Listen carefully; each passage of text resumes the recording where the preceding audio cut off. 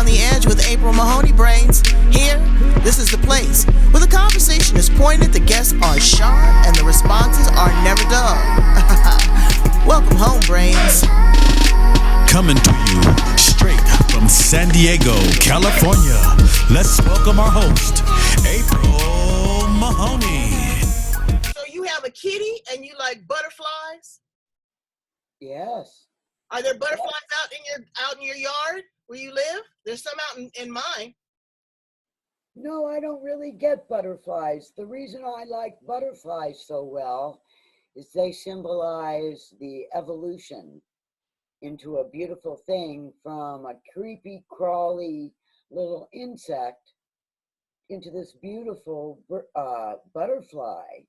Exactly. They metamorphosize and they go into a That's cocoon. The word. Yep, Yeah. They go into a cocoon. I used to collect butterflies as a kid. I used to absolutely love them. Oh yeah, I had a butterfly farm. And I love how they, how they flutter their wings, and it's just a beautiful transition. And you are a beautiful transition, and you are flourished. I'm so happy to have you here on the edge with me. Right here, Brains, you back home. You see that? You back at the spot where the conversation is pointed, the guests are sharp, and the responses are never dull. Look what we got today. Carolyn CJ Jones. Oh, yes. Yes, and with an incredible story. She's a photographer. She's an author. She's a woman that is going through recovery. She has got some beautiful books and some stories about her travel. I can't wait to share her story, and I'm so glad to have you here. I really am. So thank you, April. I am so glad to be here. I'm really excited. Well, me and the Brains, we wanted to welcome you and just kind of have a really relaxed conversation. I put on my sun hat. It's nice and warm. So tell us a little bit about you, CJ. CJ Jones. Carolyn CJ Jones became an entity when I wrote my first book in 2010. Because you see, I was told I needed a platform, that I needed to be found on the internet. So I searched for myself, Carolyn Jones, and I got 25 and more pages of Carolyn Jones, the actress. I could never compete with that. So I knew I needed a nickname. Pardon me. I reverted to the nickname my high school buddy gave me when I was a lead in the high school musical, and I stole the show every night. And I hammed it up. She named me the original Cracker Jack. And that is what CJ stands for. And that I added as my professional name. So it's my professional author name now. Carolyn Cracker Jack Jones. So you've acted many things, and so tell us a little bit about your acting career. It was pretty short-lived. Well, actually, this was somewhat of a miracle. I always loved musicals in high school, and I played the violin in the pit orchestras. Well, I always wanted to be on the stage. I lusted after the stage. Wow. Well, I guess I was an offshoot of my namesake, right? Absolutely, absolutely. So you acted in many ways, but sometimes life causes us to act a fool. Tell us a little bit about your challenges. My biggest challenge was my childhood. It was very difficult. I came from a large family. There's 6 of us. I'm second oldest, the peacemaker, and I left my home to go to college, and I was filled with worthlessness, shame, lack of confidence, lack of esteem.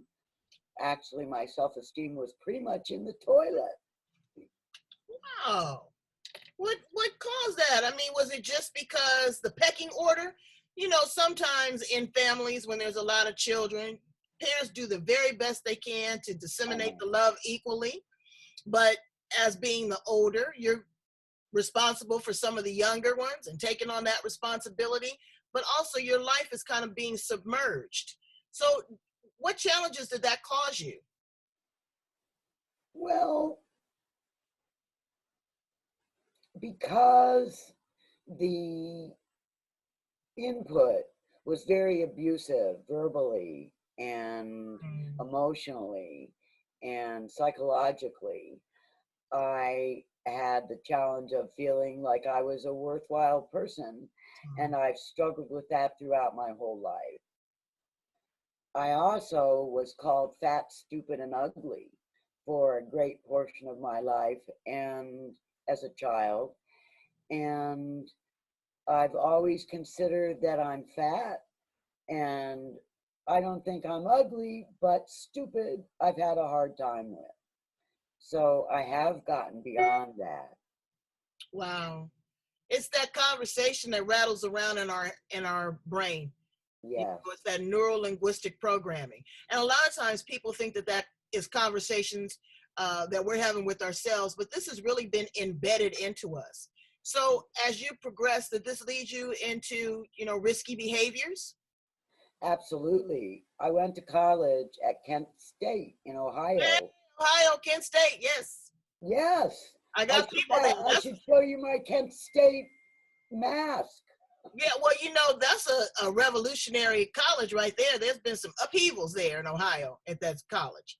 And I went the fall right after the spring when that upheaval occurred. And we were a tank campus. Tanks were rolling on the campus. Oh. It was terrifying. I begged to come home. I'll go to Ohio State and live at home, anything. Take me out of here. And they wouldn't let me. They wanted me to fulfill my commitment. Wow. It's a good lesson to learn. Was that a commitment? How I responded was by finding out what all the tanks were about and what all the hoopla was. And a long story short, I became a protester against Vietnam. Wow.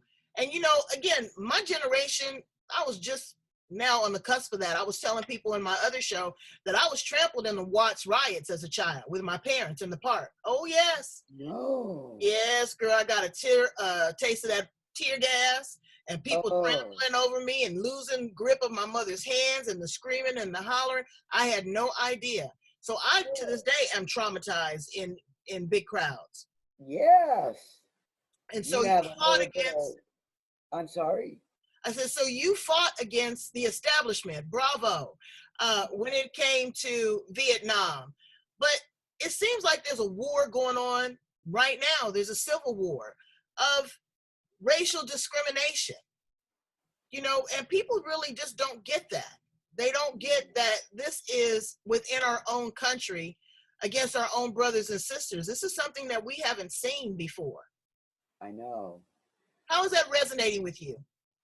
I don't understand the hate that some people have for other people, for people of color, for African American, for Latinos, for Asian people. I don't get it.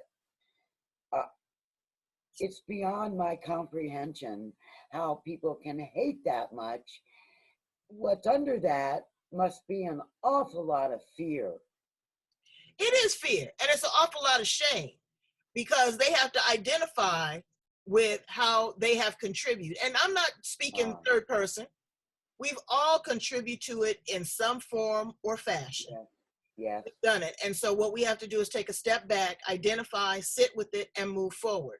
Yeah. So with that, you have dedicated your life to love, forgiveness, and peace. Tell me a little bit about that. Well, I spent 30 adult years as a very angry, bitter, blaming victim all over my childhood. I drank and drugged over that for those 30 years until I crashed and burned. At 4 years sober, I got sober, and at 4 years, I discovered a way to forgive my past. And with that came immediate and immense peace and freedom. And I want to share that with people, how that happened for me, so that they too can allow that to happen in their lives. They can make that happen. They can create it to happen. Let me ask you a question. You're a Yeah. woman of a particular age, so have you only been sober like 4 years? 20. You've been sober 20 years. And so what was your, if you don't mind me sharing, what was your crash and burn? What was your aha moment? And you say, I'm just sick of this shit. You want me to read it to you out of my book? Absolutely. Okay, this is the first 2 paragraphs. Okay. So, from my book, The Art of Forgiveness, A Promise of Peace, we have Twinkie copies. That's right. And we've got a one to raffle off, Brains. So you're going to share with us? Yes. So here is how I crashed and burned. Chapter 1, Meltdown. Quote, the deeper that sorrow carves into your being, the more joy you can contain. Unquote.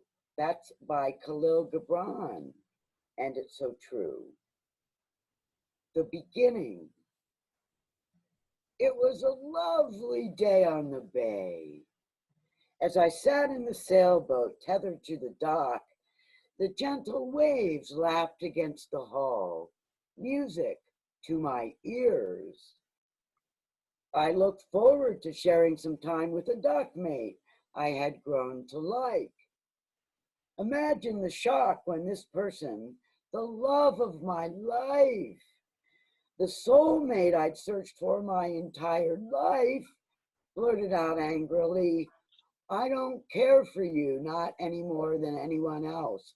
I was just being kind. I was mortified. I wanted to vomit. I don't mean to laugh, but the way you said it is like, yeah, I can imagine.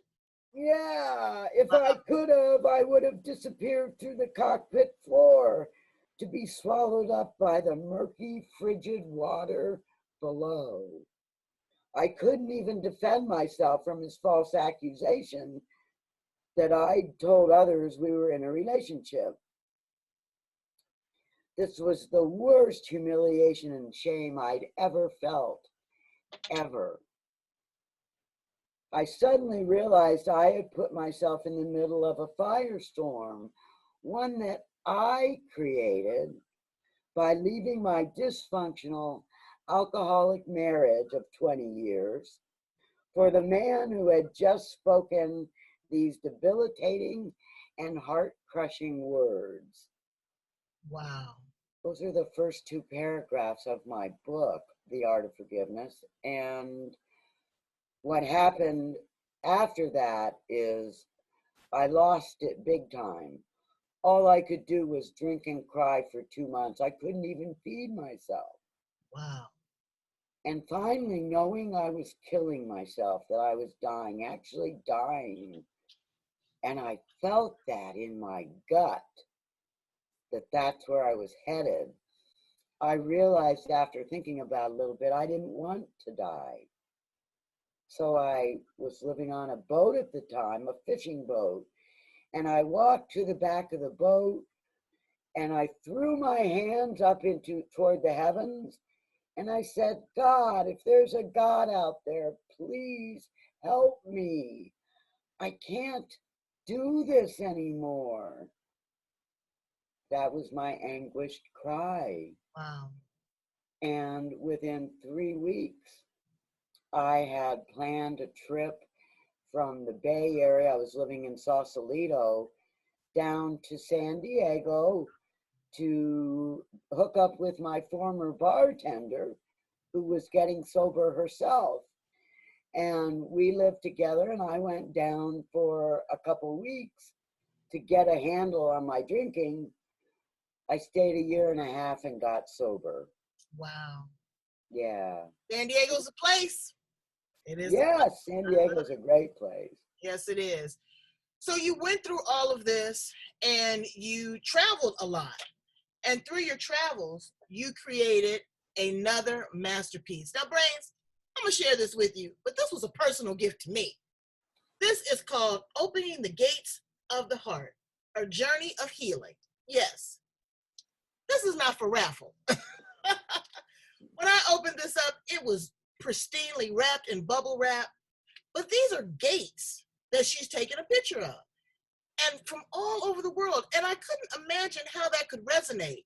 This is one of my favorites, and I'd like to read it and share it with you. Take a look at this, Brains. Let me take my time. You see this gate? It says, growth of character. Now I want you to pay attention to what she's saying here. Do we notice the character of another? Do we recognize the traits and qualities of another, grown over time on the walls of one's being? Do we notice our own character evolve over time on our own beautiful walls? Do we groom the moss and mold, encouraging new growth to flourish? Do you do that, Brains? Do you look deep inside yourself? And also, do you look deep inside somebody else? Not just on the surface. We've all got moss. We've all got mold. We've all got fungus. Yeah. You know? And to go and to look at these different gates and to find such beauty in a work of brick and mortar or iron or clay or straw was very, very unique. What was the thought process behind creating this great piece of literary beauty? Wow. Thank you for those accolades. I love that book. I love it Can too. I tell you the story of how it was created? Yes. Okay. It's February 2001. I'm sitting in the cockpit of my sailboat where I used to live with my now ex-husband, looking at the shore across the bay, Richardson Bay, at Belvedere. And I thought, I've never visited there. I'm leaving the Bay Area and will never be back. So I'm going to go see what Belvedere's all about. I went, saw these beautiful unused gates sitting at the base of properties, at the base of hills, and I fell in love with them. I vowed if I ever returned to the area that I would photograph them because I'd been with a camera around my neck since the age of 10. I did return in 2004 and I started photographing them. But what happened from 2001 to 2004 was I started journaling because the thoughts that were coming up for me and the anger over my upbringing and the grief over the unrequited love, I couldn't contain myself and I had to write. But the thing was, I had hurt my right hand, which is my dominant writing hand, in a fall at work, and I needed wrist construction surgery. So it was too painful to write with it. So I started printing, because it's easier, with my non-dominant hand. At first it was pretty rocky and I could barely read it and it was very slow going. But with time and practice, I got pretty fluent with my left-handed writing.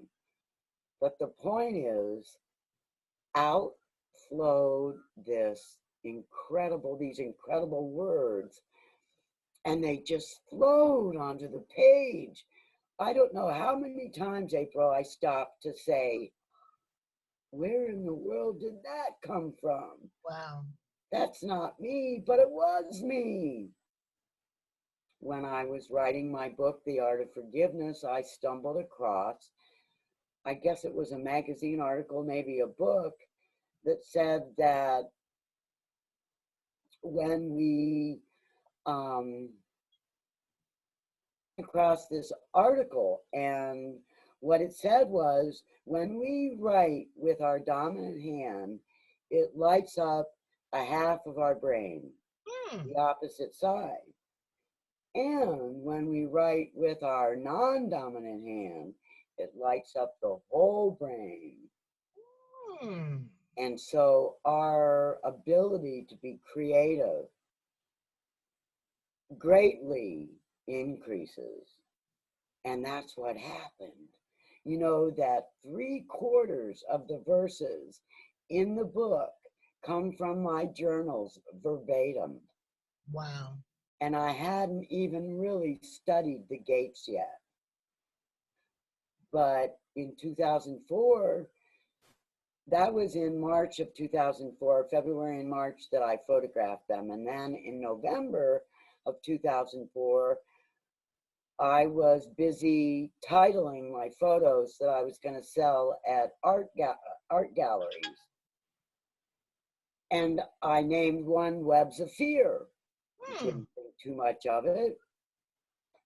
And then a couple weeks later, I wrote this verse, and I said, in my journaling, I said, I have spent a lifetime spinning webs of terror and shame between the spires that stand as sentinels to my heart. I was amazed because it gave voice to the photo Webs of Fear. Right. And I realized, well, it made me wonder how many other verses in my book would match up with the photos. So I went through all my journals. I had like 10 of them by that time. And I figured out that I found lots that described and gave voice to various gates. Wow. I'd like to read my... It did, because I go through them, and, you know, I was out on my patio, and I want to just immerse myself. I wanted to take my time. I wanted to resonate with each page and really take in the detail, you know, really embrace what you took your time to capture, not only in words, but on film. Is so important that, again, we slow down and we take our time to love and to forgive and to find peace. And not only have you done that through Gates and through your journals and also through your book, but through your wisdom, you know, and what you've learned, not just the last 20 years, but if you had not experienced what you experienced, the trauma, you would not be the woman that you are today. And You're so exactly right. You have to, you know, we have to own it. We have to sit with it. It's ours. It is a part of our story. You know, and there's a lot of people that are going to listen to this interview, and they're going to stop and they're going to pause and they're going to think about what they did and what they're doing. And maybe they're going to grab a journal and they're going to write down their thoughts. Or maybe they're going to grab a canvas or a camera and capture those thoughts. Tell my brains how to get in contact with you, how to purchase one of these beautiful works of art, or purchase your book. The easiest and best way is to go directly to my website, which is Carolyn CJ Jones, my name, .com. So CarolynCJJones.com. Go to the books tab, and under that you'll find the Gates book and the Forgiveness book. Now, you can order the Forgiveness book from Amazon, and I give you the choice. But if you order it from me, I'll sign it for you and send it back to you. It does cost a little more because it cost me $7 to ship in a bubble wrap. And as far as the Gates book, if you order it from Amazon, they turn around and ask me to send it to them so they can send it to you. So order it directly off my website, and I will sign it for you and send it to you. And again, my website is CarolynCJJones.com. It's beautiful, and it's the perfect, not just a coffee table book, but it's a great book of inspiration for somebody that just might be going through it, or might be settling with it, or might be recovering from it. Brains, really, again, and it was a special gift. So I want to show it to you. It was very special, and I have a new appreciation for Gates now. When I go past one, I stop, you know, and I used to admire them. Well, I did admire them when I was in China, you know, the walls and the gates, because the different notches and what they meant, and you know, the color of the doors, all of that. So they are very symbolic. They are very symbolic, you know, but gates are not only to keep people out, but they swing open to let people in. And I want to thank you so much for being here on the edge with me and my brains today, and letting us in the chapters and the book of your life. You are a real crackerjack with a prize inside. Yes, you are. Thank you so much for being here on the edge. Come back, keep us informed on what's going on. Brains, I need you. Yes, you to go in and subscribe. Be a subscriber to this YouTube channel. Okay, share this interview with your friends. This is inspiration. We all need love and joy right now. We're going through a tenuous time. You know, our nerves are just right there at the edge. So thank you, CJ. Come back and see me again anytime, love. Thank you so much, April, for having me on. This was delightful. Yes. All right, brains. Have a good day, and may your wings flutter like a butterfly. Oh.